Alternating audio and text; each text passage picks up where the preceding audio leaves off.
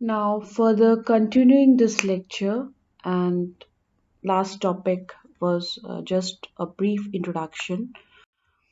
Now, there's some common problems with IT projects, and that is the reason the IT projects are the failures.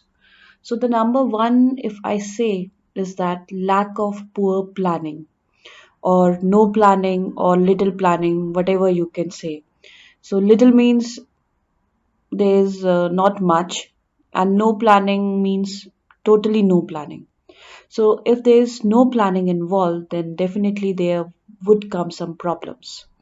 Second thing that comes is unrealistic timescales.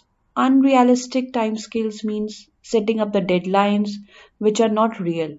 So for example, if you are doing a project and you know that this particular task will take up around 2 days or 1 day, or let's say 7 days, but what you have set up is like, if this work is task is given to you in a 2 days and this is a 7 day task, so it is unrealistic. Even if you give so much of time amount of time to it, maybe still you are not able to complete that project. So this is again one of the major problem. And third is the conflicting objectives of stakeholders and project team. So, as you're already aware that in a project team, there would be the project team is there, and then the stakeholders are also involved there. So, if both the person's objectives, stakeholders, and project teams, they should not get conflict. Okay, so these you should avoid conflicts. That is very important. And next is about poor cost estimating. Poor cost estimation. Now, estimation is to find out or to put up something. So, if you are saying that, let's say, I ask you what is the price, what could be the price of this software, or how much manpower is involved, or how much money will be involved, or a lot of things. So, if you're not giving the exact estimation of the cost, then definitely it will lead to some problem, because again, if you're doing a project, it should give up or give out some business. Then little or no consideration of risk involved, so the risk should also be considered. So while doing a project, make sure that you have to consider risk also. You should think of the risk also.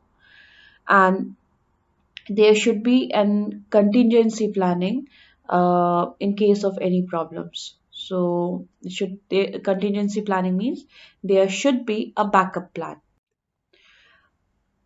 Next thing that we'll talk about is these are the outcomes related, because if the project is poorly planned, then definitely it will lead to delivery which is not in time. So these are the outcomes of IT projects. Second thing, if I talk about unrealistic time scales.